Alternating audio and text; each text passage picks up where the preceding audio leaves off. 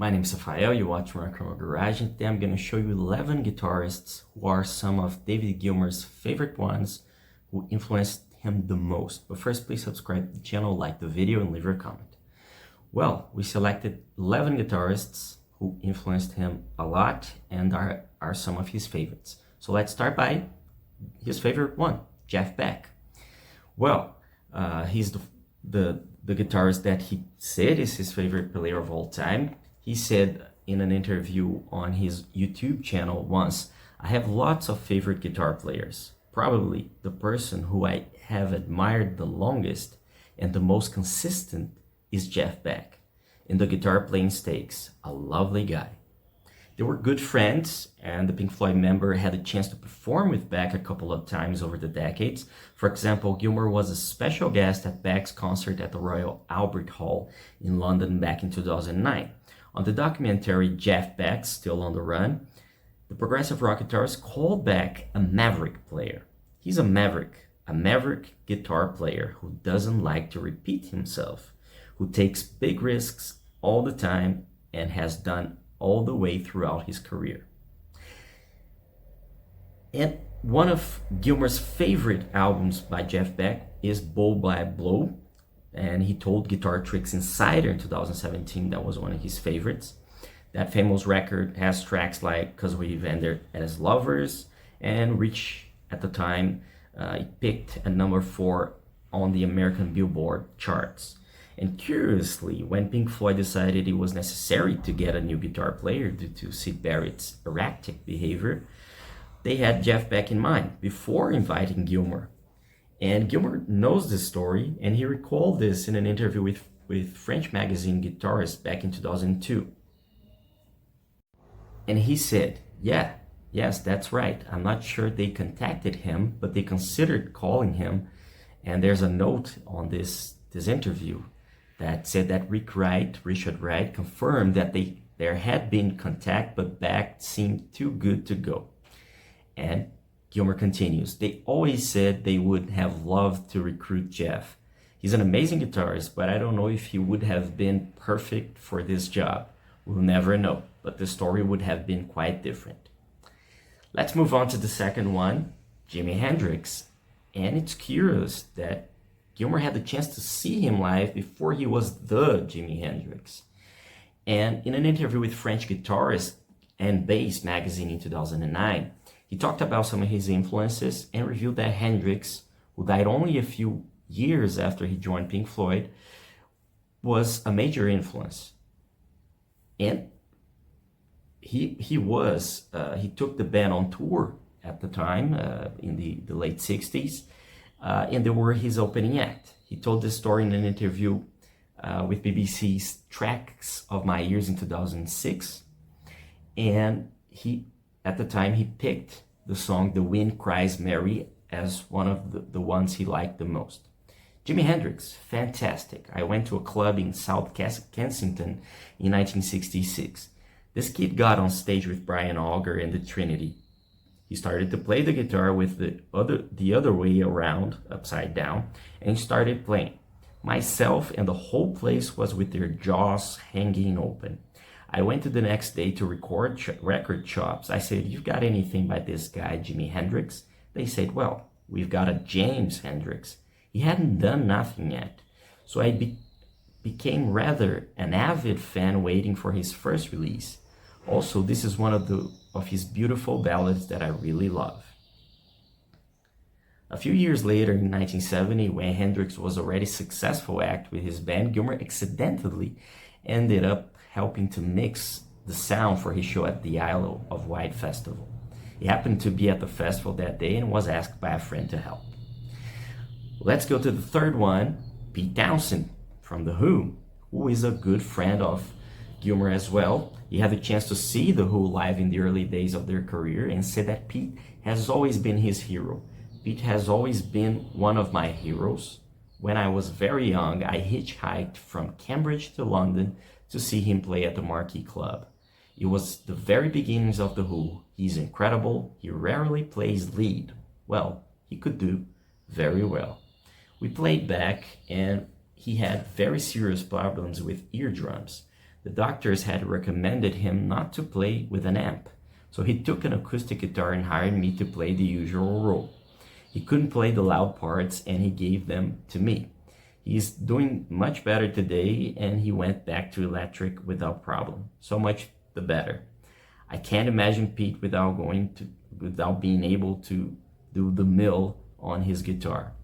And he, as he said here, he recorded and wrote songs with Pete. He was one of the few musicians who Townshend ever collaborated in his life. They wrote together 2 tracks which were part of David's solo album About a Face in 1984. And he told Mojo that he was dumbstruck during the sessions. We've done some recording for the final cut, the final Pink Floyd album with Roger Waters, at the EOPI studios owned by Townshend, and Pete had told me he had really liked my first solo album. I was dumbstruck, but he said he was having difficulty writing music, but had loads of words. I sent over 2 or 3 tracks and he came back with lyrics for Love on the Air, released in 1984 on Gilmour's solo album About a Face. All Lovers Are Deranged, also released on Gilmour's About a Face and re-recorded by Townshend on his 2001 compilation album called Scoop 3, and a third one called White City Fighting, which ended up on his next album. Now let's move to the next one, Eddie Van Halen. Although Gilmour was never recorded heavier music, he liked Eddie Van Halen. He even told Guitar Classics magazine in 1985 that Eddie was one of the guitarists that influenced him during that era. These days I don't listen to other people with the objective of trying to steal their licks, although I've got no objections to stealing them if that seems like a good idea. I'm sure that I'm still influenced by Mark Knopfler and Eddie Van Halen as well. I can't play like Eddie Van Halen. I wish I could. I sat down to try some of those ideas and I can't do it. But I don't know if I could ever get any of that stuff together. Sometimes I think I should work at the guitar more. I play every day, but I don't consciously practice scales or anything in particular. Although that he liked Eddie, he admitted to Guitar Player magazine in 2009 that he didn't really listen to the band Van Halen that much. He said, I have to confess, I don't listen to an awful lot of Van Halen, but Eddie is fantastic. His moments of sheer, unbridled, joyful playing, as he did on the Michael Jackson track, Beat It, can't help but make you want to jump around on a dance floor. He was a major influence on a lot of people, wasn't he? He changed rock music. Eddie made a lot of very average players think they were a lot better than they actually were. Let's move to the next one, a blues musician, B.B. King. And is another one that he loves. They had the chance to perform together in 1998 at the Jools Holland show on BBC Two. They performed the track Eyesight to the Blind. And he said in an interview with The Guardian in 2006, David Gilmour, he said, he's a lovely chap. His early stuff was stupendous and he's just kept going. I first met him in New York. He came up to me and said, hey boy, are you sure you weren't born in Mississippi? I've played him a couple of times since with him on a Later with Jools Holland session in one of his albums. When he's in the dressing room, he spends all his time writing lyrics. There are some guitar players who are instantly recognizable, and then they are all the rest.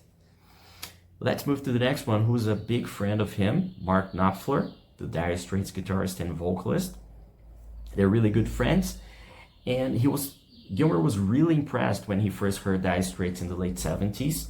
He listed in an interview with Guitar Tricks and cited their self-titled debut album as one of the best he ever heard. He said, I bought their first album. I thought they were fantastic, really. Very good, you know. They were young and fresh and something different. Now we move to Eric Clapton. That's right. Gilmour's also a fan of Clapton. He admires Clapton's blues playing and especially how Eric's tone and phrasing influenced him. He said this in an interview with Guitar Player magazine. I love Eric Clapton. I loved Cream. That kind of thing, that British blues style, really made a big impression on me. He's a fantastic guitar player. He's a player who's always there when you listen. And it's clear and it's pure. and that's a great influence. We move now to Hank Marvin from the Shadows, the final one. Last but not least, he has spoken about Hank Marvin multiple times as an influence on his early guitar playing. He said that Hank Marvin was very important in shaping the early British rock sound.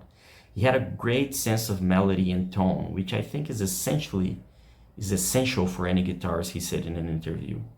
Gilmour admired the clean melodic style of Marvin's playing and mentioned the Shadows as one of the first bands he listened to as a kid. And that's it. I hope you liked the video. These are some of Gilmour's favorite guitarists. It's really interesting to see who influenced him, who he admires. And if you want to see more, you want to read more stuff about them, you go to the description and visit the article I wrote about it. There's a lot of videos about David Gilmour here. You can see them below the video, and please take a look at the channel, at the playlists. We talk about everybody here from classic rock to heavy metal music. And don't forget to subscribe, like the video, and leave a comment. Thank you for watching, and I'll see you later.